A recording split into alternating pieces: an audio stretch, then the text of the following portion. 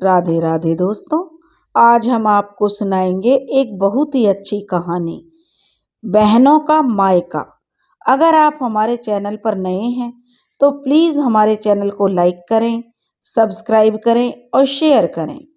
रचना अपनी सासू माँ से कह रही थी, मम्मी जी, मैंने शांता से बात कर ली है, वह 3 दिन खाना भी बना देगी। सुबह तो वह आपका टिफिन पैक करके चली जाएगी, बस आपको अपना और पापा जी का लंच खुद ही परोसना होगा। आप कहोगे तो आटा गूंद कर फ्रीज में रख जाएगी और आप चाहोगे तो आपकी और पापा जी की रोटियां सेक जाएगी। रायते की भी पूरी तैयारी कर जाएगी, बस फ्रीज से रायता निकाल कर नमक आपको डालना होगा। बस 3 दिन की बात है, फिर तो मैं आ जाऊंगी। रचना की सास कहने लगी, अब तुम्हारी माँ तो रही नहीं रचना बहू, फिर कौन सा मायका, अब वहाँ है तुम्हारा खाली दीवारें, खिड़कियां और दरवाजे। वैसे तुम्हारे बिना भी सब कुछ हम कर ही लेते हैं, अभी तो मेरे हाथ पैर चलते हैं। तुम तो ऐसे कह रही हो जैसे तुम्हारे बिना दुनिया रुक जाएगी। रचना की जो सासू माँ थोड़ा मुंह बनाकर कह रही थी। रचना अपने मन में सोच रही थी, जब माँ थी तभी कौन सा आप जाने देती थी। माँ के पास कभी भी 4 दिन से ज्यादा नहीं रुक पाई थी। एक ही शहर में ससुराल और मायका होने का यही तो नुकसान है। मैं कुछ भी नहीं करती, यह कहती भी रहती हो, और लेकिन कहीं भी जाने की बात हो तो अपना मुंह फुलाकर बैठ जाती हो। रचना अपने मन में ही सोच रही थी, लेकिन उसने अपनी सासू माँ से कुछ नहीं कहा। रचना कहने लगी, मम्मी जी, चाहे मेरी माँ शरीर के साथ हमारे साथ नहीं है, लेकिन उनका आशीर्वाद हमेशा हम 5 बहनों के साथ है। माँ दिल में तो हमेशा ही रहेगी ना। उस घर में केवल दीवारें ही नहीं हैं मम्मी जी, माँ की यादें हैं। केवल खिड़कियां और दरवाजे ही नहीं हैं, माँ की खुशबू बसती है उस घर में। हम 5 बहनों ने तय किया है, हर साल 2 बार अपने मायके में इकट्ठा होंगे और माँ की यादों को एक साथ जिएंगे। बच्चों को भी ले जा रही हूँ, इसलिए मम्मी जी आज शाम को जा रहे हैं। और वह अपनी सासू माँ से रचना कह रही थी। तो रचना की सासू माँ ने कहा, जैसी तेरी मर्जी, वैसे भी हमारे इस घर में सुनता कौन है। क्योंकि रचना की सासू माँ भी और सासों से कुछ अलग नहीं थी।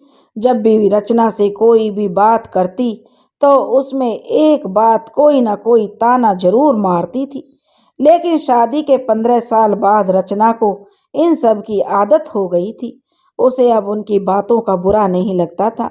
उसकी सासू माँ बस जुबान की तेज थी, लेकिन दिल की बुरी नहीं थी। वह जानती थी उसके जाते ही मम्मी जी उसे बार बार फोन करेंगी और कहेंगी कि तू संभाल आकर अपनी गृहस्थी, तूने हम सब की आदत खराब कर दी है। रचना 5 बहनों में सबसे बड़ी बहन थी, ससुराल की इकलौती बहू थी। रचना 5वीं कक्षा में पढ़ती थी, तभी एक सड़क दुर्घटना में अपने पापा को उसने खो दिया था। वह एक अदद बेटे की चाह में उसकी 30 साल की माँ एक के बाद एक बेटियों की माँ बनती गई। आजकल जिस उम्र में लड़कियां शादी कर रही हैं, उस उम्र में उसकी माँ 5 बेटियों के साथ विधवा हो गई थी। वो तो रचना के बाबूजी एक सरकारी कर्मचारी थे, इसलिए माँ की अनुकंपा के आधार पर सरकारी नौकरी लग गई थी। नहीं तो 5 बेटियों के साथ माँ या तो भीख मांगकर गुजारा करती या दूसरों के घरों में झाड़ू पोछा करती। माँ ने अपने दम पर अपनी 5 बेटियों की शादी की थी। कुछ अच्छे रिश्ते तो केवल इसलिए हाथ से निकल गए थे क्योंकि रचना का कोई भाई नहीं था।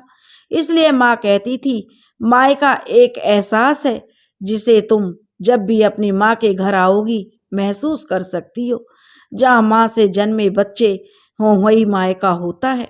माँ ने अपने रिटायरमेंट के बाद एक छोटा सा घर बनाया था। माँ ने मरने से पहले 5 बहनों को बुलाकर कहा था, बेटा, जब मैं नहीं रहूंगी तब यह घर ही तुम्हारी माँ होगा, और जब भी मायके की याद आए तो यहाँ चली आना। 5 बहनें इस घर में कि जो एक एक चाबी अपने अपने पास रखना। रचना के पति अर्जुन, एक भाई और 2 बहनें थीं। अर्जुन की शादी से पहले ही उसकी दोनों बहनों की शादी हो गई थी। रचना 3 दिन के लिए इसलिए जा रही है क्योंकि बाद में उसकी बड़ी ननंद आ जाएगी। रचना के घर का काम खत्म किया और उसने सारा ग्रोसरी का सामान चेक किया। जो भी सामान कम था उसकी लिस्ट बना ली। उसने फोन पर सारा सामान स्टोर पर लिखवा दिया। शाम को उसके जाने से पहले ही सारा सामान आ जाएगा और वह सारा सामान किचन में अच्छी तरीके से व्यवस्थित करके जा सकेगी। उसके पीछे से घर के लोगों को जरा सी भी तकलीफ नहीं होनी चाहिए। रचना ने अपने बच्चों को पहले ही बोल रखा था, अपना छुट्टियों का होमवर्क खत्म कर लो, नानी के घर पूरी तरीके से मस्ती कर सको, फिर बुआ अपने बच्चों के साथ आ जाएगी, होमवर्क फिनिश करना। और इसलिए रचना ने पहले ही बच्चों से पूछ लिया। तो बच्चे बोले, मम्मा मेरा तो फिनिश हो गया, लेकिन अक्षत का होमवर्क अभी भी तक फिनिश नहीं हुआ। रचना की बड़ी बेटी दिया ने बताया। अक्षत बेटा, रचना कहने लगी, तुम भी अपना होमवर्क पूरा कर लो। कपड़े समेटती हुई रचना बोल रही थी। रचना अपने पति अर्जुन को 3 दिनों की ड्रेस अलमारी से बाहर निकाल कर रखकर जाने वाली थी, नहीं तो अपने कपड़े ढूंढते ढूंढते अर्जुन बहुत खींचेंगे और पूरा कमरा फैला कर रख देंगे। रचना को तब भी ही सब्जी वाले की आवाज सुनाई दी। वह सब्जी खरीदने दौड़ पड़ी। माँ के बाद वह पहली बार पूरी तरीके से चिंता मुक्त होकर अपने मायके जाना चाहती थी। वह वहां अपनी यादों में कोई व्यवधान नहीं चाहती थी। सब्जियां साफ करके उसने करीने से फ्रिज में रख दी थी। आज रचना एकदम फुर्ती से जो जो सारे काम निपटाती जा रही थी। शाम को अर्जुन जब ऑफिस से आए तो उन्हें चाय नाश्ता कराकर रचना अपने सास ससुर के पैर छूकर और दोनों बच्चों को लेकर मायके के लिए रवाना हो गई थी। अर्जुन उसे और बच्चों को छोड़कर आ गया था। रचना ने अपने पास की चाबी से माँ के घर का ताला खोला। सब चीज करीने से रखी हुई थी, बस थोड़ी धूल मिट्टी लग गई थी। रचना ने सारे घर की सफाई की और अपनी बहनों का इंतजार करने लगी। एक एक करके 5 बहनें आ गई थी और माँ की तस्वीर के सामने खड़े होकर 5 ने एक साथ कहा, माँ हमारा मायका आज भी जिंदा है। 5 बहनें माँ की तस्वीर के आगे खड़ी थीं और एक दूसरे से कह रही थी, देखो दीदी माँ के चेहरे पर कितना तेज है।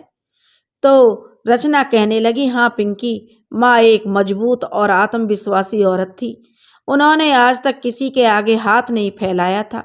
यह उनके आत्मविश्वास और सच्चाई और ईमानदारी की चमक है। रचना ने अपनी बहनों से कहा। तो उसकी बहन बोली, हाँ दीदी, मैंने एक बार नाना जी को कहते सुना था कि बेटा तू जब विधवा हुई थी तभी तूने मुझसे 1 पैसे की मदद नहीं ली थी। जो भी खर्च हुआ था सब वापस लौटा दिया।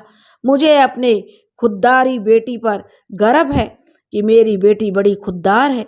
तीसरी बहन सुमी ने कहा। तो रचना कहने लगी, माँ कितने बढ़िया आलू के पराठे बनाती थी। माँ के हाथों में तो जैसे जादू था।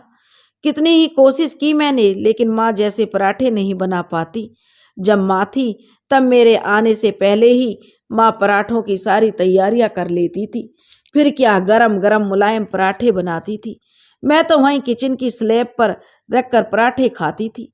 माँ डांटती भी, यहाँ गर्मी में खड़ी होकर मत खा, बाहर कमरे में आराम से बैठकर खा ले। तब सबसे छोटी बहन मधु की आंखों में आंसू भर आए। वह अपने आंसू पोंछते हुए कहने लगी, मधु जो माँ की सबसे लाडली बेटी थी। मधु शायद 6 महीने की भी नहीं थी जब पापा हम सबको छोड़कर चले गए थे। हम चारों बहनों ने एक एक करके ससुराल जाने के बाद केवल मधु ही माँ के साथ रह गई थी। मधु और माँ दोनों ने घूम घूम कर इस जमीन को ढूंढा था और फाइनल किया था, जिस पर माँ ने मधु की शादी की और अपनी रिटायरमेंट के बाद यह एक छोटा सा घर बनाया था। मधु, आज तेरी रचना दीदी तुझे माँ जैसे आलू के पराठे बनाकर खिलाएगी। रचना ने अपनी छोटी बहन को गले से लगा लिया। पहले दीदी, सुमी कहने लगी, पहले दीदी कुछ चाय नाश्ता कर लें, फिर पराठे बनाते हैं। चाय की शौकीन चौथी बहन सीमा ने कहा, हाँ दीदी। चाय नाश्ते के बाद रचना ने आलू उबलने चढ़ा दिए। तभी सीमा ने किचन में घुसते हुए कहा, लाओ दीदी आटा मैं गूंद देती हूँ। सीमा पराठे के लिए नरम आटा गूंदना रचना ने कहने लगी तो सीमा बोली, तभी बाकी की तीनों बहनें भी किचन के गेट पर आकर खड़ी हो गई थी और कहने लगी, दीदी हम भी कुछ मदद करें।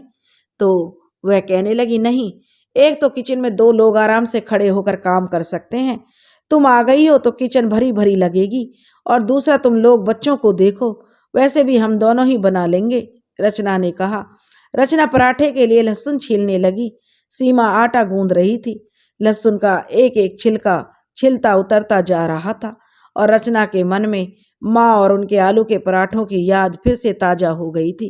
रचना तब स्कूल जाती थी और पापा भी उसके साथ थे।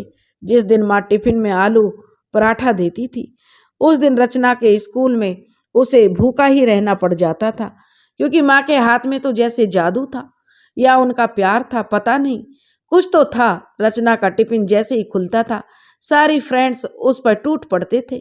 जब माँ को घर पर आकर बताती तो माँ पहले तो खूब हंसती थी, उसके बाद गंभीर होकर कहती, अब से रोटी बना कर ही रखूंगी।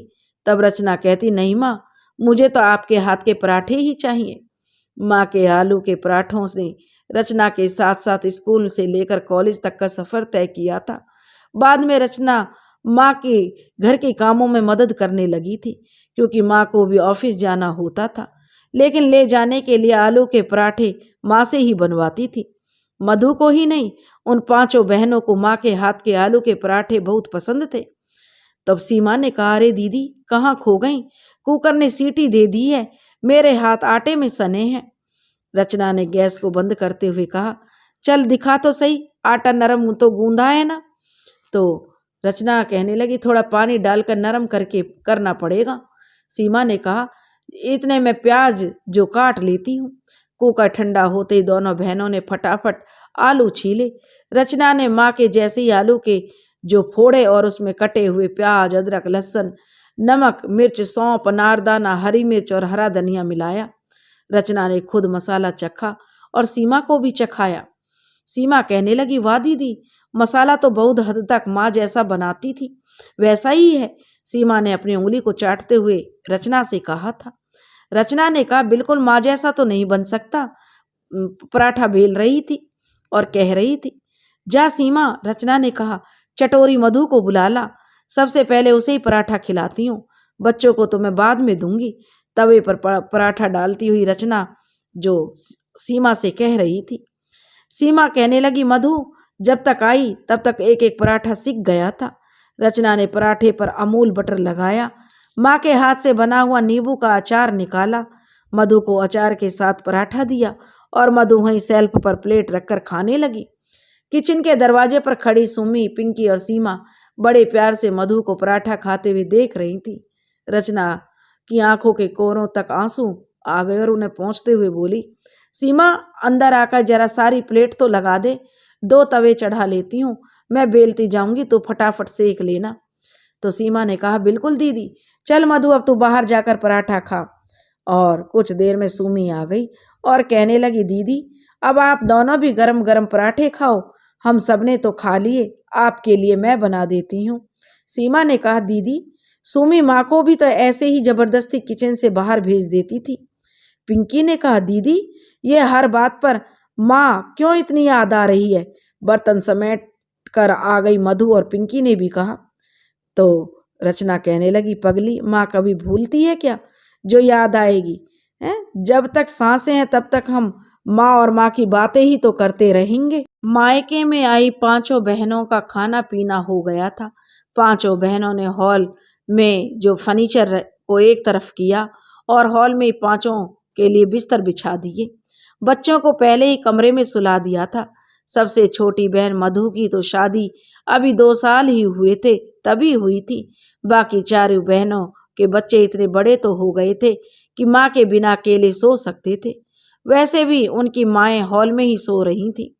जब माँ थी तब भी अगर 5 बहनें एक साथ इकट्ठा होती थीं तो इसी तरह बिस्तर बिछाकर सब एक साथ सोती थीं। इतनी बड़ी होने के बाद भी 5 बहनें इस बात को लेकर झगड़ती थीं कि माँ के पास कौन सोएगा। बाजी हमेशा मधु और सीमा ही जीतती थी कि दोनों सबसे छोटी जो थी। कभी कभी जब पहले नंबर की रचना और दूसरे नंबर की पिंकी झूठ मूठ नाराजगी दिखाकर कहती थी कि माँ आपने तो हमें पहले ही अपने से दूर करके ससुराल भेज दिया, और जब 2 दिन के लिए आते हैं तब भी आपकी ये दोनों लाडलियां आपको पकड़ कर बैठ जाती हैं। तब तक मधु और सीमा का विवाह नहीं हुआ था। दोनों ही कहती थीं, अरे दीदी नाराज क्यों होती हो, आप सो जाओ माँ के पास। तब उनकी माँ वृंदा कहती थी, मेरे बाद भी 5 बहनें ऐसे ही मिलजुल कर रहना, कभी किसी के बहकावे में आकर अपने रिश्ते खराब मत करना। लेने देने के वक्त और परिस्थितियों के हिसाब से भले ही मुझसे 19-20 का अंतर हो गया होगा, लेकिन प्यार में तुम 5 को करती हो। माँ के लिए उसके सब बच्चे बराबर होते हैं। तो वह कहने लगी, माँ हम 5 हमेशा ऐसे ही रहेंगी, तुम्हें तो हम कहीं जाने नहीं देंगी, तुम तो फुल सेंचुरी बनकर ही आउट होगी। सबसे पहले बड़ी बेटी रचना कहती थी, लेकिन माँ कहाँ सेंचुरी बना पाई थी। माँ को हल्का सा तो बुखार आया था। रचना ने फोन पर हालचाल पूछे थे। माँ की आवाज़ से उसे माँ की तबीयत कुछ खराब लगी थी। रचना माँ से मिलने आ गई थी। रचना ही माँ को हॉस्पिटल लेकर गई थी। डॉक्टर को भी कोई चिंता वाली बात नहीं लगी थी, लेकिन बुखार उतर नहीं रहा था। रचना और पिंकी दोनों ने माँ को हॉस्पिटल में एडमिट करवा दिया था। कैश टेस्ट होने के बाद पता चला था माँ को तो ब्लड कैंसर हो गया था। तीसरी बहन सुमी और सबसे छोटी बहन मधु भी माँ से मिलने आ गई थी। सीमा दूसरे शहर में रहने के कारण नहीं आई थी। डॉक्टर माँ का ट्रीटमेंट शुरू करते उससे पहले ही माँ दूसरी दुनिया के सफर पर निकल गई थी। अगले दिन सीमा ने माँ को गहरी नींद में सोए हुए पाया। सीमा को आज भी इस बात का मलाल है कि वह अंतिम समय में माँ के साथ नहीं थी। मधु ने कहा, दीदी नींद नहीं आ रही है?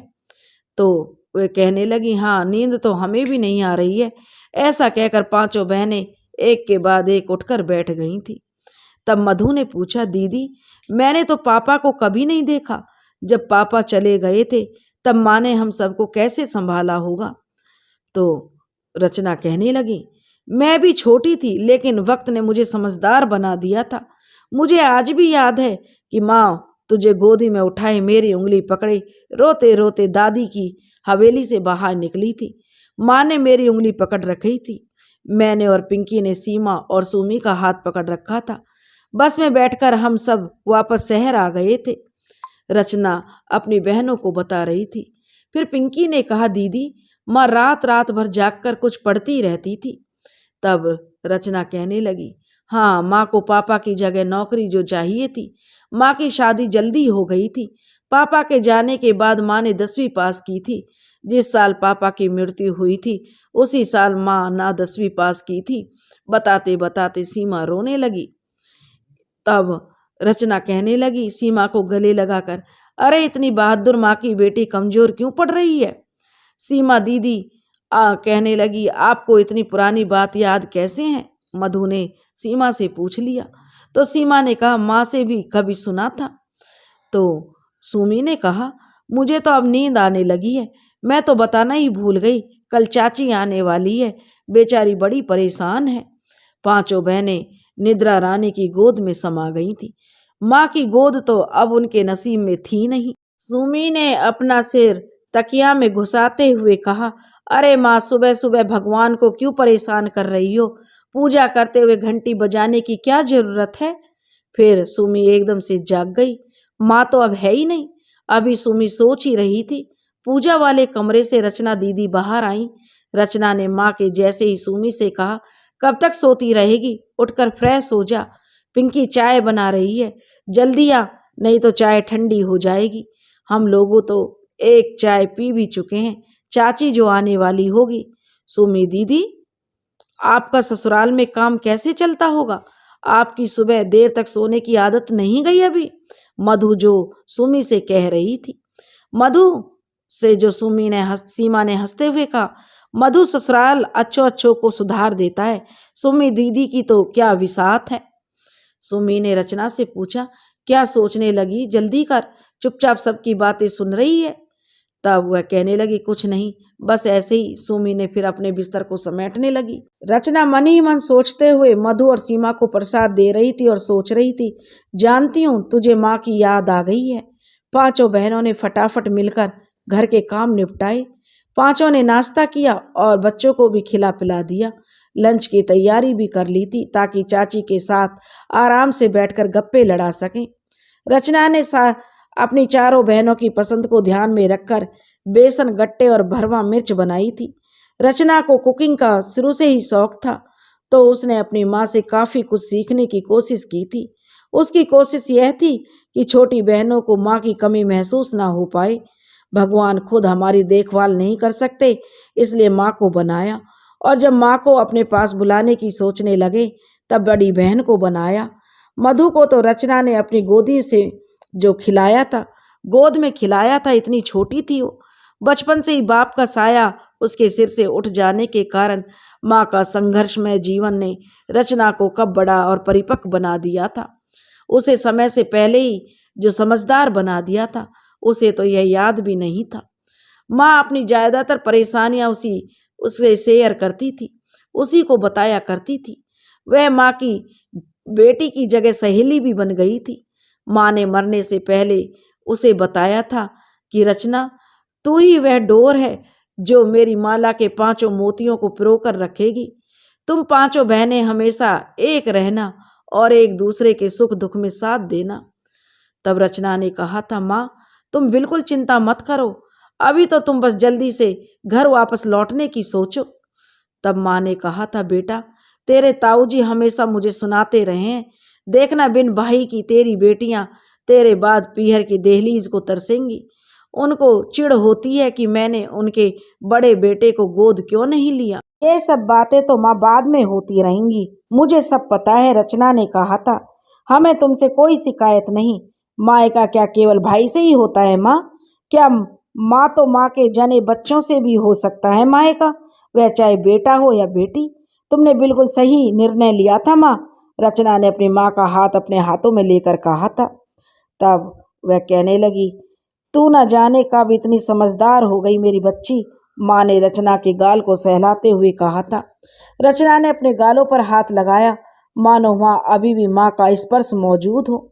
सुमी ने कहा, दीदी सब हो गया, आटा गूंद गया है, रायता बनाकर फ्रिज में रख दिया है, सलाद भी काट कर रख दिया है, जब खाना होगा रोटियां सेक लेंगे। रचना ने कहा, हाँ हाँ चल बाहर चलकर बैठते हैं। और अपने पुराने दिनों से लौटती हुई रचना बाहर आ गई। तभी दरवाजे की घंटी बज गई, शायद चाची आ गई थी। सुमी और रचना तब तक रसोई से बाहर आई, तब तक सीमा ने चाची के लिए गेट खोल दिया था। पांचों बहनों ने चाची का अभिवादन किया, उसके बाद चाची को घेर कर बैठ गई थी। रचना के पापा हर 3 भाई थे और उसके पापा बीच के भाई थे। रचना के ताऊजी के 3 बेटे और 1 बेटी थी। रचना की चाची के सिर्फ 2 ही बेटियां थीं। एक बेटे के लिए चाचा चाची दोनों ने खूब प्रयास किए, पूजा पाठ करवाए, मंदिरों में खूब चक्कर काटे, लेकिन चाचा चाची को पुत्र सुख प्राप्त नहीं हो सका था। रचना के चाचा चाची ने ताऊजी के एक बेटे आनंद को गोद ले लिया था। आनंद को खुद को भी तब समझ थी कि उसके असली माता पिता कौन है, इसलिए आनंद का प्यार अपने सगे माता पिता के प्रति हमेशा बना रहा। वाकई वह अपने दत्तक माता पिता यानी चाचा चाची से अपने सगे माता पिता को ज़्यादा मानता था। आनंद की शादी के बाद तो चाची की हालत बहुत बिगड़ गई थी। रचना को कभी कभी उसकी माँ बताया करती थी। पांचों बहनों को एक साथ देखकर चाची ने आंखों में आंसू भरते हुए कहा, भाभी जी ने बड़े भाई साहब के सबसे बड़े बेटे अभय को गोद न लेकर बिल्कुल सही किया। आज आप पांचों बहनों को भाभी जी के संजोए ख्वाबों जैसे आसियाने में खुश और संतुष्ट देखकर मन खुश हो जाता है। काश मैंने भी भाभी जी की बातों को सुना होता। चाची, आपकी बेटियां को तो भाई मिल गया, हम बेचारियां जैसी बिन भाई की तो नहीं है, सीमा ने अपनी चाची से कहा था। सीमा का स्वभाव था कि खाए बिना रह जाएगी लेकिन बोले बिना नहीं रहेगी। रचना ने सीमा को चुप रहने का आंखों आंखों में इशारा करते हुए चाची से कहा, चाची आप इसकी बातों को बुरा मत मानना, यह तो ऐसे ही कहती रहती है। तब चाची ने कहा, रचना जी, सीमा जी सही कह रही हैं। भाभी जी ने जब मुझे बहुत समझाया था तब मैंने यही कहा था, भाभी जी जितनी बहादुरी और हिम्मत मुझ में तो कभी नहीं हो सकती जितनी तुम्हारे अंदर है। मुझे आज भी वह दिन याद है जब भाभी ने अभय को गोद लेने से इनकार कर दिया था। चाची, आप सुनाओ उस दिन क्या हुआ था? रचना ने बात पलटने के लिए कहा था। तो चाची कहने लगी, भाई साहब की मृत्यु के बाद उनके शव को अपने पैतृक गांव ले जाया गया। अंतिम संस्कार की सभी गतिविधियां वहीं से होनी थी। 11वें दिन बड़े भाई साहब कहीं से एक शपथ पत्र बनवा लाए थे और भाभी जी को कहा था, इस पर हस्ताक्षर कर दो। इस पर क्या लिखा है? भाभी जी ने कागज हाथ में लेते हुए पूछा था। तब बड़े भाई साहब ने कहा था, कुछ नहीं, तुम अभय को गोद ले रही हो, यही लिखा है। अब तुम्हें और तुम्हारी बच्चियों को हमें ही तो संभालना है। उन 11 दिनों में घर में खर्च हुआ एक एक पैसा आपकी माँ ने ही दिया था। भाई साहब किसी न किसी बहाने से पैसे मांग लेते थे। जिस भाई ने अपने भाई की अंत्येष्टि में एक धेला तक नहीं खर्च किया, वह उसकी बेवा और बच्चियों का भला क्या देखभाल करता? वह शायद भाभी जी अच्छे से समझ गई थी। मेरी तो खुद की ही तब नई नई शादी हुई थी। मैं तो केवल मूक दर्शक बनी हुई थी।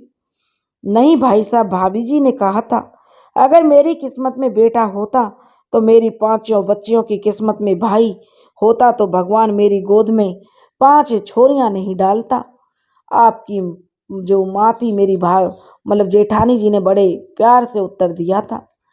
रचना ने पूछा, चाची माँ ताऊ जी से बात करती थी क्या?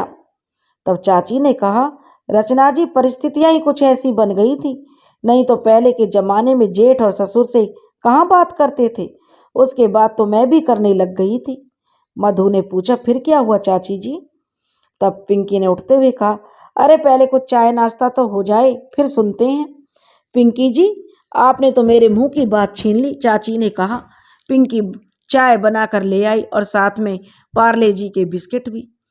कितनी ही तरह के मार्केट में बिस्किट आ जाएं, लेकिन जो मज़ा चाय के साथ पार्ले जी बिस्किट खाने में है वह और कहाँ। चाय में बिस्किट डुबोते हुए मधु ने कहा था, अभय को गोद नहीं लोगी तो अनुकंपा नियुक्ति के लिए आवेदन कैसे करोगे? मजले के जाने के बाद उसकी जगह नौकरी तेरा भतीजे अभय ही तो करेगा। कल पगड़ी की रस्म भी होनी है, अभय को ही तो पगड़ी बांधेंगे। भाई साहब के मुंह से असली बात निकल ही गई थी।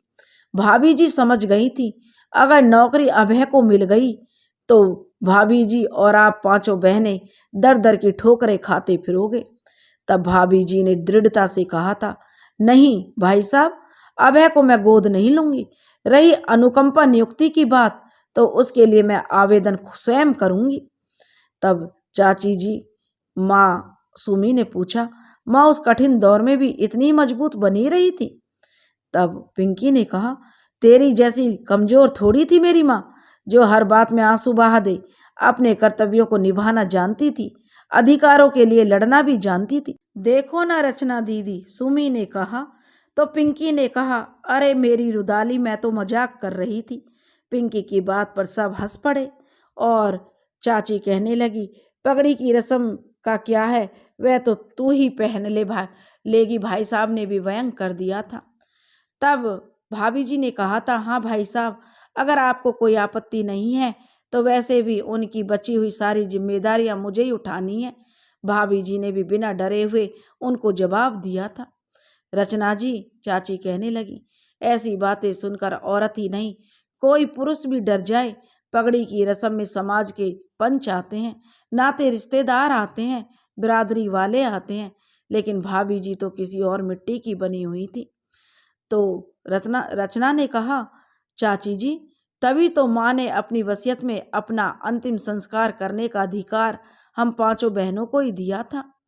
तब भाई साहब बड़े गुस्से में थे, कह रहे थे, इसका तो दिमाग खराब हो गया है, आज तक कभी औरतों ने पगड़ी बंधी है जो इसके बंधेगी। तब माँ ने भी कह दिया था, तुम्हारी माँ ने, भाई साहब मैं अभय को तो गोद लूंगी नहीं। तू तो 10वीं पास भी नहीं है, तेरी नौकरी भी तो नहीं लग सकती, भाई साहब ने अंतिम तीर फेंकते हुए कहा था। तो भाभी जी ने कहा था, मैं 10वीं पास कर लूंगी। तब भाई साहब ने कहा, सरकार तेरे लिए इंतजार नहीं करेगी, कब महारानी जी 10वीं पास करें और कब उन्हें नौकरी मिले। तब भाभी जी ने कहा था, भाई साहब इसी साल 10वीं पास कर लूँगी। और बड़ी भाभी जी ने कहा, आज तक इस घर में किसी औरत ने नौकरी नहीं की जो तू करेगी।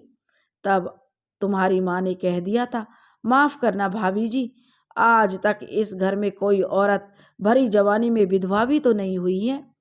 और चाची ने कहा, आपकी माँ के सख्त लहजे और आत्मविश्वास ने बड़े भाई साहब और भाभी जी को घुटने टेकने पर विवश कर दिया था। सीमा ने पूछा, और चाची रस्म, जो पगड़ी की रस्म थी, उसका क्या हुआ? तब चाची जी कहने लगी, सीमा जी पगड़ी रस्म नहीं हुई। बड़े बुजुर्ग और पंचों से पूछा तो भाई साहब ने सारा टीकरा तुम्हारी माँ के सिर पर फोड़ दिया। तो चाची ने से कहा, आपकी माँ घूंघट डालकर सब पंचों के बीच जाकर खड़ी हो गई थी। मधु ने पूछा, फिर क्या हुआ चाची जी? चाची कहने लगी, अभय जी की पगड़ी रस्म तो रस्म हो, मुझे कोई ऐतराज नहीं है। तो भाभी जी ने कहा था, लेकिन मैं उन्हें गोद लेकर अपनी बच्चियों का गला नहीं घोट सकती। अगर सभी पंच यह लिख कर दे कि मेरा और मेरी बच्चियों का पालन पोषण वे करेंगे, तभी मैं गोद लेने का विचार कर सकती हूँ। भाभी जी ने सबसे हाथ जोड़कर पूछा था, पंचों की कहाँ इतनी हिम्मत कि 5-5 बच्चियों के भरण पोषण की जिम्मेदारी लेते। सब भाभी जी को कोसते हुए एक एक करके निकल गए थे। सीमा ने पूछा, चाची जी माँ ने पगड़ी बांधी क्यों नहीं? तब चाची जी बोली, पगली, माँ पहले ही इतनी क्रांति कर चुकी थी, इसलिए उन्हें पगड़ी नहीं बांधने का निश्चय किया। रचना ने भी कहा, तो वाकई में उस दिन मेरा दिल चाहा था। चाची जी कहने लगी कि भाभी जी को कह दूं कि मेरी झांसी की रानी तूने कमाल कर दिया, लेकिन समय की नजाकत देखकर मैं चुप रह गई थी। चाची ने कहा, सुमी जी आपकी माँ जैसी हिम्मत विरले ही लोगों में मिलती है। तब पिंकी ने कहा, बिल्कुल सही कह रही हो आप चाची जी, हम 5 बहनें तो माँ की चरणों की धूल भी नहीं है। रचना ने कहा, आज भी जब कभी सोचती हूँ तो माँ पर गर्व होता है कि हम उनकी बेटियां हैं। चाची जी कहने लगी, अरे रचना जी, आप बहनें भी अपनी माँ की जैसी हिम्मती हैं। आपकी माँ की हिम्मत आप लोग ही तो थे। भाभी जी आप 5 को अकेले घर पर छोड़कर नौकरी पर जाया करती थी, नहीं तो बेटियों की माँ की फिक्र को एक माँ ही समझ सकती है। हम कितनी भी बड़ी बड़ी बातें करें, लेकिन आज भी अकेले औरतों वाला घर देखकर जो सिंकची भी अपने आप को पहलवान से कम नहीं समझते। रचना जी, जब सुमी जी का अंतरजातीय विवाह हुआ था, तब आप और पिंकी जी ने हिम्मत के साथ भाभी जी के साथ खड़े थे। चाची ने कहने लगी तो पिंकी ने कहा, अरे चाची जी, जब मियाँ बीवी राजी तो क्या करेगा काजी। सुम्मी की खुशी में ही हम सबकी खुशी थी। तब चाची ने कहा, और भी कितनी घटनाएं हैं जब आप बहनों ने हिम्मत दिखाई। रचना जी, आपकी ननंद की ससुराल वाले जब उससे दहेज के लिए परेशान कर रहे थे, तब भी आपने ही उनको धमकाया था। आपने ही अपनी ननंद को हिम्मत दी थी। और जब नंद के ससुराल वालों ने देखा उनकी बहू अकेली नहीं है, तो उनके हौसले पस्त हो गए थे। तब रचना ने कहा, अरे चाची, वह तो बस नंदोई जी को अपने पति होने का फर्ज याद दिलाया था मैंने। तब चाची कहने लगी, भाभी जी के अंतिम संस्कार के समय क्या कम हंगामा हुआ था। अभय जी और अतुल जी और आनंद तीनों एक तरफ हो गए थे।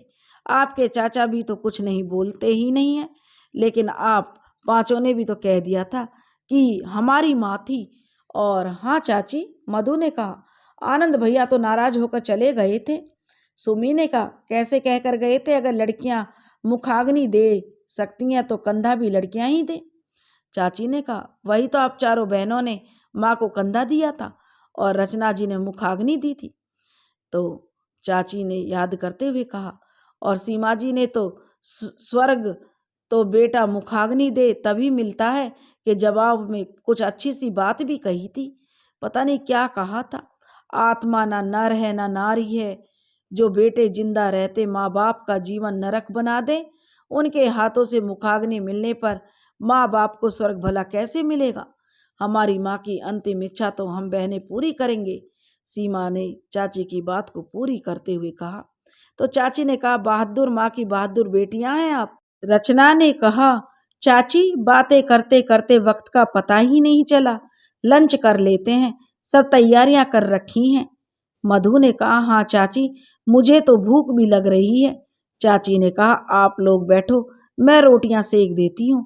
तब माँ नहीं है तो चाची के हाथ से ही गरम रोटी खा लो, वैसे भी हम औरतों को गरम रोटी कहाँ नसीब होती है।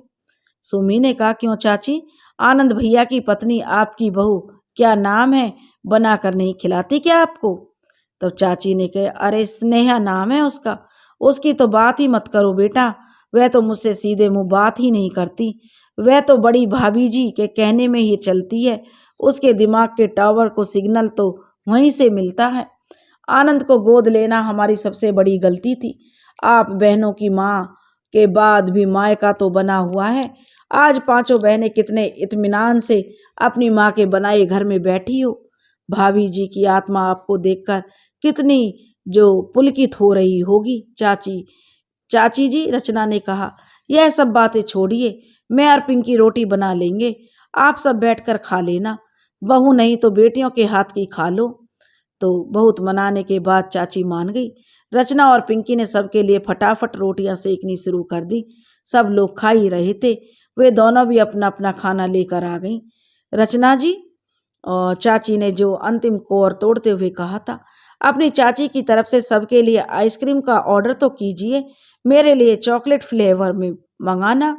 रचना ने कहा, बिल्कुल चाची, सुमी तू जरा सबसे पूछकर आइसक्रीम का ऑर्डर दे। खाने के बाद सबने आइसक्रीम का लुफ्त उठाया। सुमी जी, चाची ने कहा, मेरे लिए कैब बुक करवा दीजिए, अब मुझे चलना चाहिए। तो सुमी ने कहा, चाची जी, आपकी कैब 15 मिनट में आ जाएगी। आप पांचों बहनों को चाची ने कहा, आज ऐसे अपने मायके में देखकर मन बड़ा प्रसन्न हुआ है। आपने सही में साबित कर दिया कि माँ के बच्चों से हमेशा मायका बना रहता है। बच्चा चाहे बेटा हो या बेटी, आपके इस मायके में मेरे इस दुनिया से जाने के बाद भी अपनी दोनों चचेरी बहनों को भी जगह दे देना। चाची ने अपनी भरी हुई आंखों को पोंछते हुए कहा। तो रचना ने कहा, कैसी बातें करती हो चाची, हम 5 नहीं 7 बहनें हैं। सुमी ने कहा, चाची आपकी कैब आ गई है। तब चाची अपना बैग उठाकर रचना से बोली, चलती हूँ बेटी। और पांचों बहनें चाची को जाते हुए देखती रहीं। पांचों बहनों ने आंखों ही आंखों में एक दूसरे को देखा, मानो कह रही हो, हम 5 बहनें अब दूसरों के लिए मिसाल हैं। सुमी, रचना दीदी अंदर घुसते हुए बोली, कल तेरी ट्रेन कितने बजे की है? पैकिंग कंप्लीट कर लेना, रास्ते के लिए पराठे सेक दूंगी। और कल पांचों बहनें मायके से वापस अपने अपने ससुराल जाने वाली हैं। बहनों का मायका बना हुआ है दोस्तों, क्योंकि मायका माँ से ही होता है। और ऐसा तो नहीं है कि माँ नहीं है तो हम मायका जाना भूल जाएंगे। माँ की यादें तो हमारे साथ में हैं, और उन्हीं यादों को जीने के लिए बेटियां मायके आती हैं।